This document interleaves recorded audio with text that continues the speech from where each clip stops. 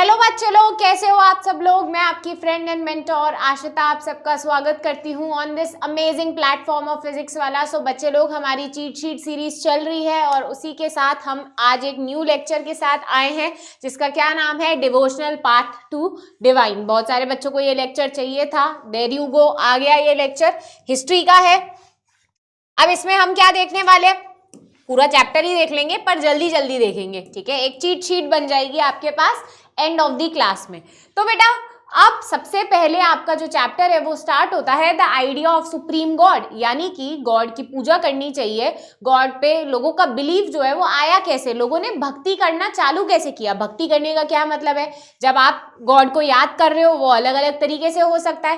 तो देखो बेटा, सबसे पहले जब ये बड़े राजा महाराजा नहीं हुआ करते थे तब भी लोग पूजा करते थे, पर तब लोग पूजा कैसे करते थे, पर्सनल लेवल पे, ठीक है।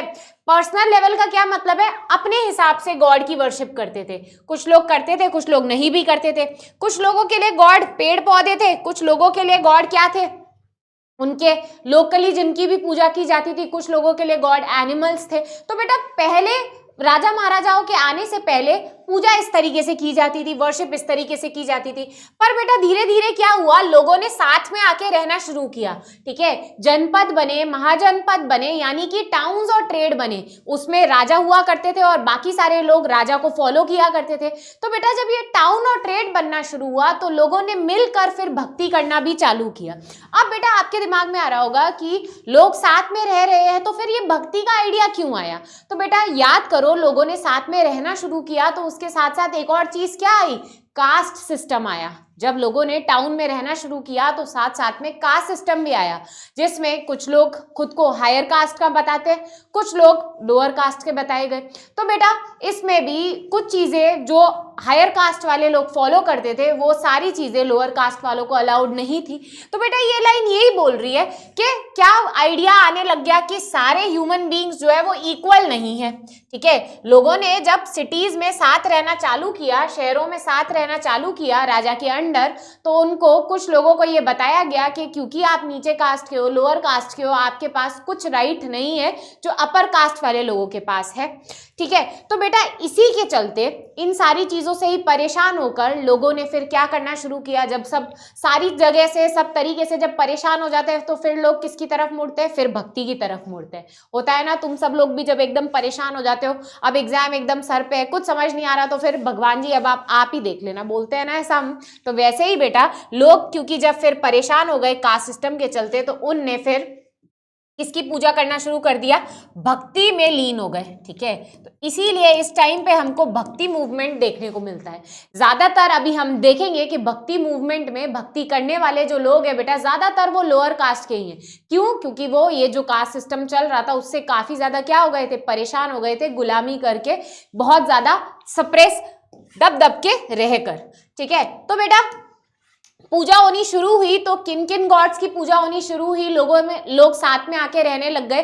तो बेटा अलग अलग गॉड्स की वर्शिप होना चालू हो गया, जिसमें हम सबसे ज्यादा जो पढ़ते हैं वो किन के बारे में पढ़ते हैं, शिव जी, विष्णु जी और दुर्गा माँ के बारे में, ठीक है।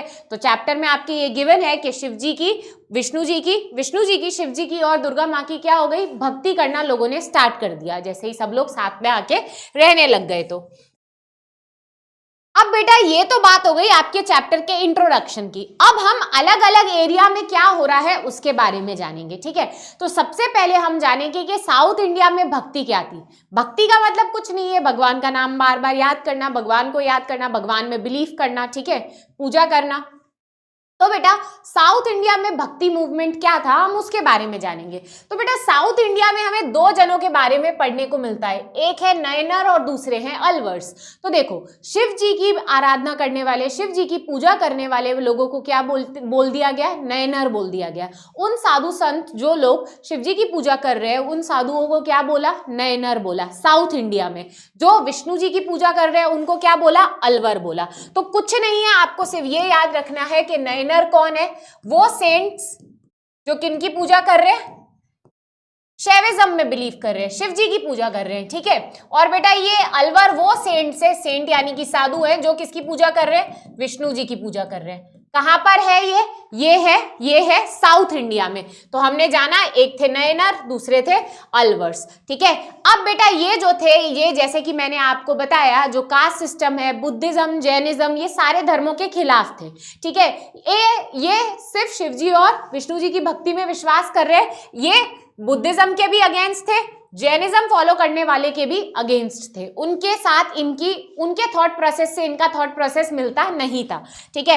अब बेटा एक और इंपॉर्टेंट चीज जो आपको क्या याद रखनी है कि इस टाइम पे हेजियोग्राफीज भी लिखी गई। हेजियोग्राफी का क्या मतलब है, जो अलवर और नयनर संत है, ठीक है, साधु लोग हैं जो शिवजी और विष्णु जी की पूजा कर रहे हैं, उनके लाइफ पर भी स्टोरीज लिखी गई, ठीक है। तो हेजियोग्राफी क्या है बेटा, रिलीजियस बायोग्राफीज है, ठीक है। बायोग्राफी का क्या मतलब होता है, किसी की लाइफ की स्टोरी। अब किन की लाइफ की स्टोरी, तो आपके जो रिलीजियस सेंट है, जो रिलीजियस गुरु है, जो कि अलवर और नयनर है, उनके बारे में जो किताबें लिखी गई उनको क्या बोल रहे हैं, उनके बारे में, उनकी लाइफ स्टोरी के बारे में जो लिखी गई उनको बोल रहे हैं हेजियोग्राफीज। तो आपको पॉइंट क्या याद रखना है, नयनर कौन है, अलवर कौन है और हेजियोग्राफी क्या है। पॉज करो और मुझे बताओ क्या है हेजियोग्राफी, किसकी लाइफ स्टोरी के बारे में है, साधु संतों की, ठीक है, कौन से, अलवर और नयनर्स। अब बेटा नेक्स्ट टॉपिक है आपका है फिलॉसफी और भक्ति। फिलॉसफी का क्या मतलब है, फिलॉसफी का मतलब है कि आप क्या समझते हो। अगर मैं आपसे पूछूं कि आपके लिए भक्ति का मीनिंग क्या है, तो आप कुछ और बताओगे, आपका फ्रेंड कुछ और बताएगा। शायद आपके लिए भक्ति का मीनिंग हो व्रत रखना, आपके फ्रेंड के लिए भक्ति का मीनिंग हो अच्छी चीजें करना, सच बोलना, ठीक है, किसी के लिए भक्ति का मीनिंग कोई और हो सकता है। तो बेटा फिलॉसफी का मतलब है आपका क्या थॉट प्रोसेस है ना, आप क्या सोचते हो। तो बेटा फिलॉसफी में और भक्ति, फिलॉसफी एंड भक्ति टॉपिक में दो जनों के बारे में गिवन है आपके चैप्टर में, एक है शंकराचार्य, दूसरे है रामानुजाचार्य। तो देखो बेटा सबसे पहले कौन है, सबसे पहले है शंकराचार्य। शंकराचार्य जी क्या बोलते हैं, ये फिलॉसफर है, ठीक है, तो ये अब कुछ अपनी बात रखेंगे। ये क्या बोलते थे, ये बोलते थे, पहले तो ये थे कहां से, केरला से थे, ठीक है। कौन है शंकराचार्य, तो ये है बेटा शंकराचार्य, ठीक है, शंकराचार्य 9th सेंचुरी के आसपास थे ये बेटा। तो ये केरला से थे, ये किसकी बात करते थे, अद्वैत। अब अद्वैत का क्या मतलब है, ऐसी चीज जो दो नहीं है। देखो अद्वैत, द्वैत नहीं, अद्वैत यानी कि जो चीज एक है दो नहीं है, ठीक है, यानी कि ये किसकी बात कर रहे हैं, वननेस की। अब आप कहोगे कि किस चीज की, वननेस की। तो बेटा ये क्या बोलते थे, ये बोलते थे कि गॉड और ह्यूमन बींग्स दोनों एक ही है, ठीक है, आपको कोई भगवान को और ढूंढने की जरूरत नहीं है। आप जब आपके अंदर ही है गॉड, अगर आप अच्छी लाइफ जियो, अच्छी नॉलेजफुल लाइफ जियो, ठीक है, अच्छे कर्म करो, तो गॉड जो है वो कहाँ है, आपके अंदर ही है। ऐसा कौन बोलते थे, शंकराचार्य बोलते थे। तो अद्वैत का क्या मतलब है, वननेस। वननेस किसके बीच में, इंडिविजुअल और गॉड जो है वो क्या है, एक ही है। तो क्या याद रखना है आपको, वननेस ऑफ किसके बीच में बेटा, इंडिविजुअल के बीच में और गॉड के बीच में। अब ये क्या बोलते थे कि भगवान और ह्यूमन बीइंग के अंदर ही गॉड है, पर कैसे पता चलेगा, जब हमको नॉलेज मिलेगी। नॉलेज किस चीज से लेकर, अच्छे कर्म से लेकर, अच्छी भक्ति करने से लेकर। तो बेटा ये बोलते थे कि अगर किसी ने नॉलेज की प्राप्ति कर ली तो फिर उसको गॉड मिल जाएगा खुद ही के अंदर, ठीक है। तो वननेस की बात कौन करते थे, शंकराचार्य, जिसको हम क्या बोलते हैं, अद्वैत।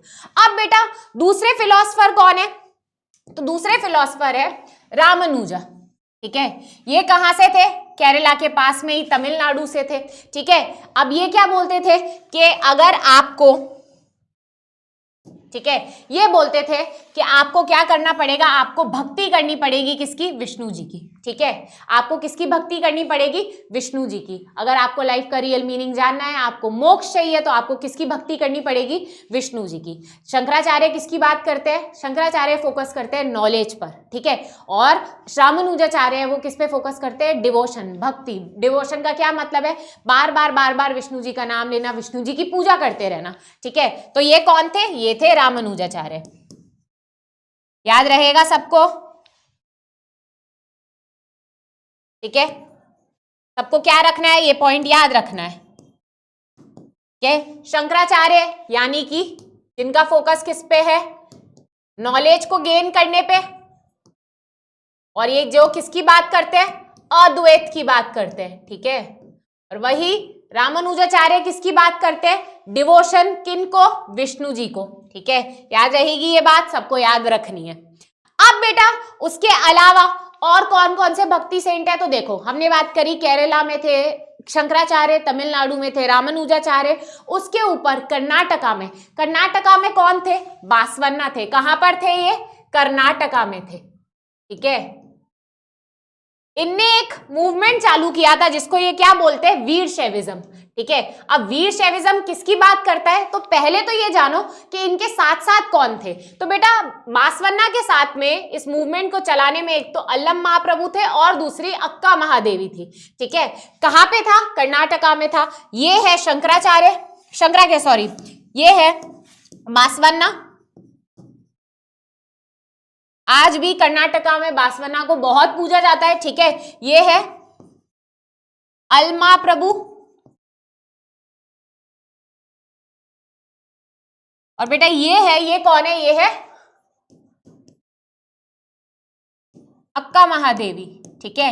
इनके साथ मिलके इनने क्या चालू किया था, वीर शैविज्म मूवमेंट चालू किया था। ये क्या बोलते हैं कि सारे ह्यूमन बींग्स बराबर है। अभी हमने पढ़ा था कि बहुत सारे भक्ति मूवमेंट कास्ट सिस्टम के खिलाफ चालू हुए थे, तो बेटा ये उन्हीं में से एक है। ये कास्ट सिस्टम के सख्त खिलाफ थे, ये बोलते थे सारे ह्यूमन बींग्स क्या है, बराबर है, ठीक है। तो जो ये कास्ट सिस्टम था ये उसके बिल्कुल खिलाफ थे और औरतों के साथ कभी कभी जो बुरा ट्रीटमेंट होता था, लोअर कास्ट के लोगों के साथ जो बुरा ट्रीटमेंट होता था उसके ये बिल्कुल खिलाफ थे। याद रहेगी ये बात आपको। इसमें कितने पॉइंट याद रखने हैं, सिर्फ 3 पॉइंट। कर्नाटका, इनके कंपेनियन कौन कौन थे और ये बात क्या करते थे, ठीक है। चलो अब बेटा हमने कर्नाटका की भी बात कर ली, तो उसके ऊपर आ जाते हैं महाराष्ट्र में। अब बेटा महाराष्ट्र में भी आप देखोगे जितने भी भक्ति सेंट्स है ये लोअर कास्ट यानी कि महर कास्ट के थे। इनने कास्ट सिस्टम से परेशान होकर जो भी चीजें हो रही थी इनके साथ, उसकी आवाज इन्हें किसके थ्रू उठाई, भक्ति करके उठाई, ठीक है।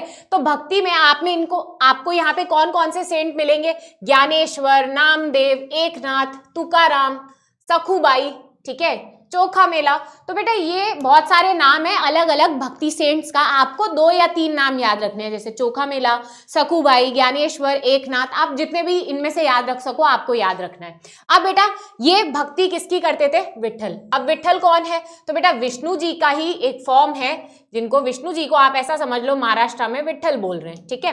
तो आपको यहाँ पर इनका बहुत सारे विट्ठल स्वामी टेम्पल भी मिलेंगे। इनफैक्ट पंडारपुर नाम की एक जगह है महाराष्ट्र में, वहां का विट्ठल स्वामी टेम्पल बड़ा फेमस है, ठीक है। तो वहां विष्णु जी की पूजा की जाती है।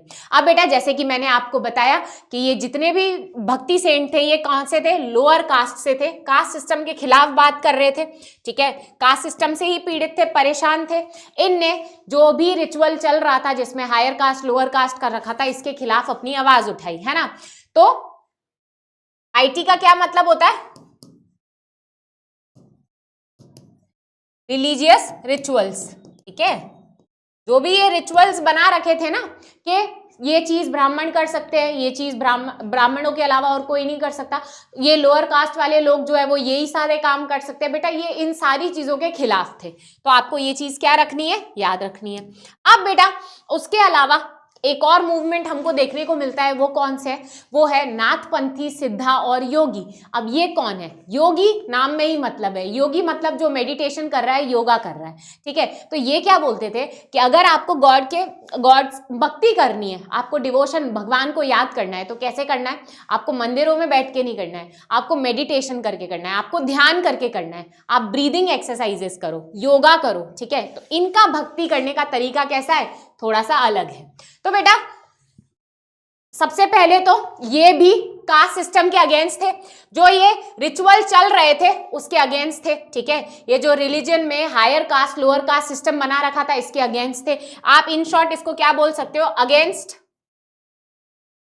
Caste system. ये बोलते थे कि इसमें कोई लॉजिक ही नहीं है, ये जो सिस्टम बना रखा है हायर कास्ट लोअर कास्ट का, इसमें कोई लॉजिक नहीं है, ठीक है। अब ये क्या बोलते थे, अगर गॉड को याद करना है तो कैसे याद करना है, आपको मेडिटेशन करना है और ब्रीदिंग एक्सरसाइजेस करनी है, ठीक है। आपको ध्यान करना है। देखो आपको यहाँ दिख रहे होंगे योगीज और नाथपंथीज, ये क्या कर रहे हैं, ये मेडिटेशन करके गॉड को याद कर रहे हैं, ठीक है। तो मेडिटेशन ब्रीदिंग एक्सरसाइज पूछे तो क्या बोलोगे, नाथपंथीज और योगीज बोलोगे, ठीक है, अगर भक्ति में पूछे। अब बेटा दूसरा, जैसे भक्ति मूवमेंट हमें हिंदुइज्म में देखने को मिला, वैसे ही इस्लाम में हमको क्या देखने को मिला, सूफिज्म, ठीक है। जैसे हिंदू में भक्ति मूवमेंट किसके अगेंस्ट था? कास्ट सिस्टम के अगेंस्ट था, जो ऑर्थोडॉक्स चीज बना रखी थी उसके अगेंस्ट था। वैसे ही बेटा इस्लाम में भी कुछ चीजें ऐसी थी जो कैसी थी? खराब थी, मतलब ऑर्थोडॉक्स वाली थी। तो इसके अगेंस्ट कौन सा मूवमेंट था? सूफिज्म था, ठीक है। तो इस्लाम क्या बोलता है? इस्लाम बोलता है कि सबका मालिक एक, वन गॉड, है ना। अब दूसरी चीज, it also rejected idol worship. Muslim scholars developed a holy law called shariat. हमको पता है इस्लाम में जो है, इस्लाम में किसी मूर्ति की पूजा नहीं की जाती। आइडल वर्शिप का क्या मतलब होता है? मूर्ति की पूजा। आपने देखा है इस्लाम में किसी भी मूर्ति की पूजा नहीं होती। और इस्लाम की बेटा जो होली बुक है जिसका क्या नाम है? शरीयत। ये थोड़ा सा हमारे लिए जानना जरूरी है, तभी हम सूफिज्म को समझ पाएंगे, ठीक है। अब बेटा, अब शरीयत के हिसाब से अब हो क्या रहा था? इस्लाम में भी रूल्स बन रखे थे। कैसे रूल्स बन रखे थे? इस्लाम में भी सिर्फ कास्ट सिस्टम हिंदुइज्म में ही नहीं था, इस्लाम में भी था। इस्लाम में भी कुछ ड्यूटीज थी, कुछ रिजिड रूल्स थे। हायर कास्ट वाले लोग ये कर सकते हैं, लोअर कास्ट वाले लोग ये कर सकते हैं। यानी इस्लाम में भी कास्ट सिस्टम देखने को मिलता है, ठीक है। तो जो सूफीज थे वो इस आइडिया के खिलाफ थे। किस आइडिया के खिलाफ थे? कास्ट सिस्टम वाले आइडिया के खिलाफ थे। The Sufis rejected the elaborate code of behaviour demanded by Muslim religious scholars, ठीक है। तो मुस्लिम रिलीजियस स्कॉलर्स ने जो ये टफ रूल्स बना रखे थे, है ना, जो सो कॉल्ड कास्ट सिस्टम हो रखा था, ये उसके खिलाफ थे। कौन खिलाफ थे? सूफीज, है ना। सूफीज किस में बिलीव करते हैं? अगेन, जैसे भक्ति मूवमेंट में डिवोशन टू गॉड में बिलीव था, वैसे ही सूफिज्म में भी किस में बिलीव है? डिवोशन टू गॉड ही, ठीक है। यूनियनिज्म विद गॉड का क्या मतलब है? डिवोशन टू गॉड ही। यानी कि देखो, रिलीजन चेंज हो गया, दोनों बातें क्या कह रहे हैं? बिल्कुल सेम कह रहे हैं, है ना। तो बेटा हमको सूफीज कौन कौन से मिलते हैं? गजली, रूमी। आपने रूमी की तो बहुत सारी कविताएं, बहुत सारे उनके आपने पोएम्स के बारे में सुना होगा, ठीक है। गजल बहुत सारी सुनी होंगी। तो एक्चुअल में ये किससे रिलेटेड है? सूफिज्म से ही रिलेटेड है। अब बेटा सूफीज में अलग अलग सिलसिले थे। सिलसिले का क्या मतलब होता है? सूफी में एक टीचर हुआ करता था, ठीक है। एक टीचर थे, एक बाबा थे जो टीचर सेंट हुआ करते थे। वो अपने डिसाइपल्स यानी कि अपने जो स्टूडेंट्स हैं उनको क्या सिखाते थे? उनको ज्ञान देते थे, उनको लाइफ लेसन सिखाते थे, है ना। तो बेटा इसी को चलते क्या चालू हो गया? सिलसिला चालू हो गया। सिलसिला का क्या मतलब है? ठीक है, जहां पे कौन है? सेंट है, सूफी सेंट है, और उनके कौन है? डिसाइपल्स है। अच्छा, सेंट को सूफी में कई बार क्या बोला जाता था? पीर। डिसाइपल्स को क्या बोला जाता था? मुरिद, ठीक है।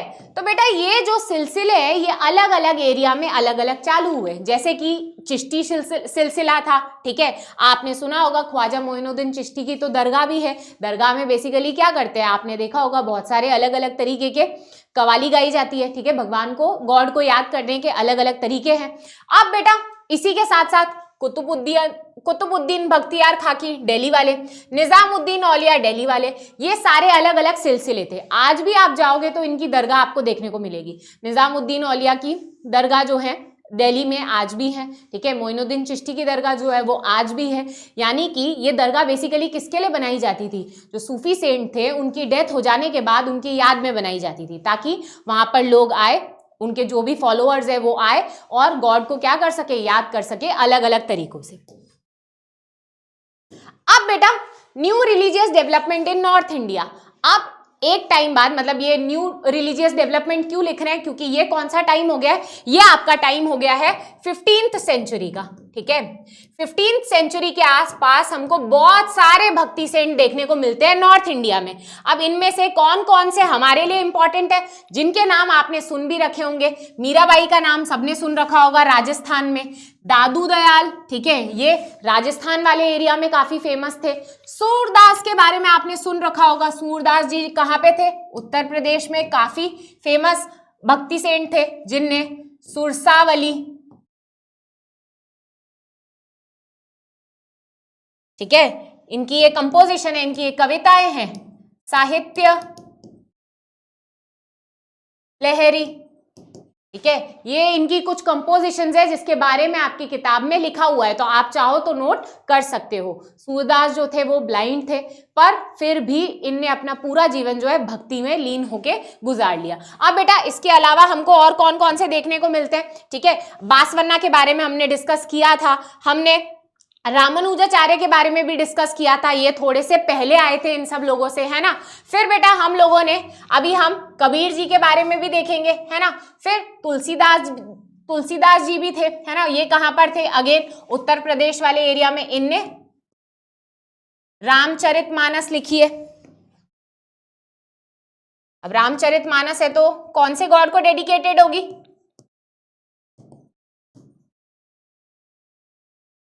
डेफिनेटली लॉर्ड राम, ठीक है। तो ये सारे भक्ति सेंट हमको अब अलग अलग पार्ट ऑफ इंडिया में देखने को मिलेंगे। अब बेटा इन सारे भक्ति सेंट की खासियत क्या थी, इन सबके बहुत फॉलोअर्स थे। क्यों, क्योंकि ये जो भी कविताएं लिखते थे ना, ये कैसे लिखते थे, लोकल भाषाओं में लिखते थे। तो जो कॉमन लोग हैं, कॉमन पीपल जो है, वो बहुत ज्यादा इनकी बातें जो है समझ पाते थे, सुन पाते थे। और बेटा क्योंकि वो समझ और सुन पाते थे तो फिर इनके क्या बन जाते थे, फॉलोअर बन जाते थे। अब बेटा एक एग्जाम्पल जो आपकी किताब में दे रखा है, वो किनका दे रखा है, मीराबाई का।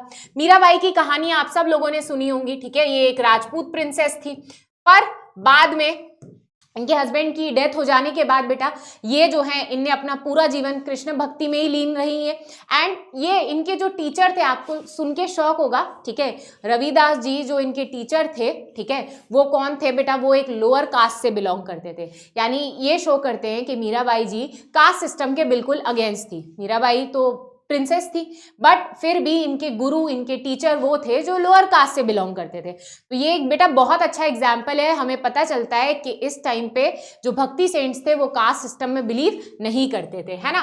तो ये किनकी डिवोटी थी, डिवोटी ऑफ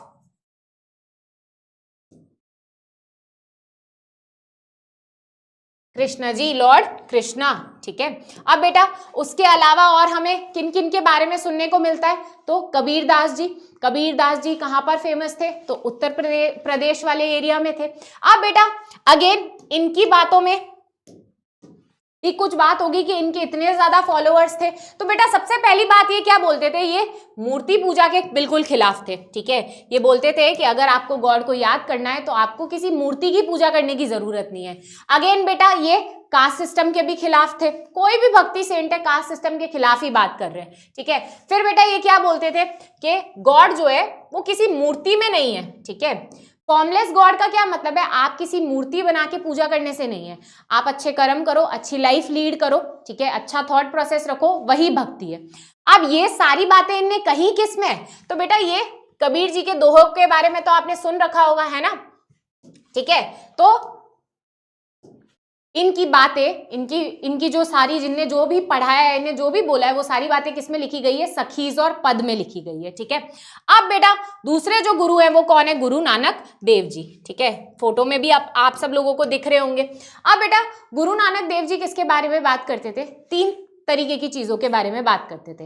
पहली चीज ये क्या बोलते थे कि आपको, आप जो भी डे टू डे बेसिस में अपनी लाइफ में कर रहे हो, जॉब कर रहे हो, कुछ भी कर रहे हो, आपको वो सब छोड़ने की जरूरत नहीं है, ठीक है। आपको ऐसा नहीं है सारी चीजें छोड़ के कहीं जंगलों में जाके भक्ति करनी है, नहीं।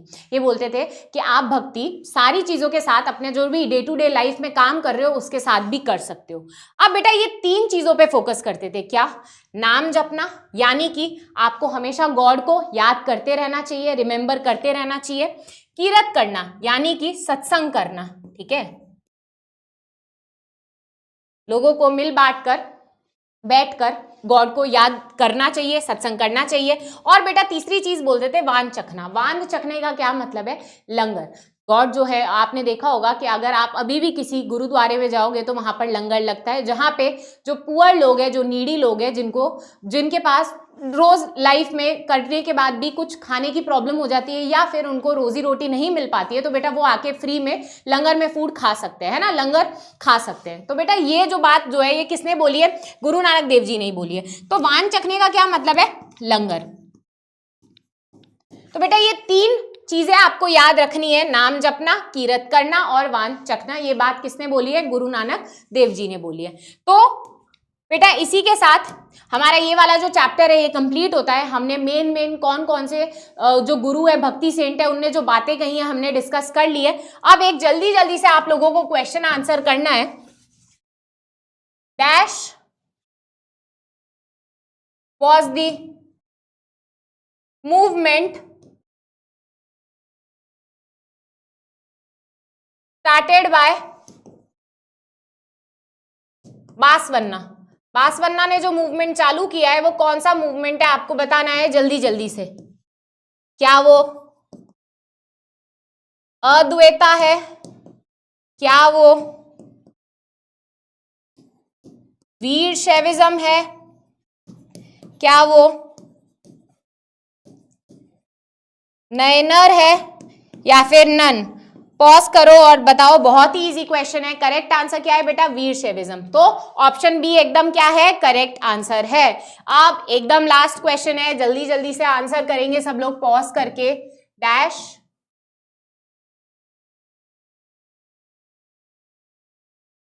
believed in intense devotion to Lord Vishnu. इनमें से कौन है जो बोलते हैं विष्णु जी की इंटेंस भक्ति करनी चाहिए? इंटेंस मतलब पूरे दिल से, ठीक है। योगीज,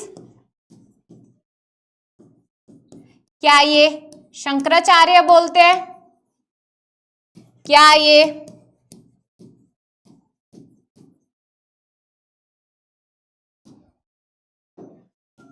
रामानुजा बोलते हैं, या फिर नन?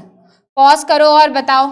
करेक्ट आंसर क्या है बेटा? ये रामानुजा बोलते हैं। शंकराचार्य क्या बोलते हैं कि नॉलेज पे फोकस करना चाहिए, और अद्वैता की भी बात शंकराचार्य ही करते हैं। तो बेटा इसी के साथ हमारा ये चैप्टर कंप्लीट होता है। आई होप आप सब लोगों ने सारे आंसर्स दिए हैं। अगर आपको कहीं पे भी कोई भी प्रॉब्लम आ रही है, आप कमेंट बॉक्स में मुझसे क्वेश्चन पूछ सकते हो, मैं सबका रिप्लाई दूंगी। And now we will meet in next class. Thank you very much.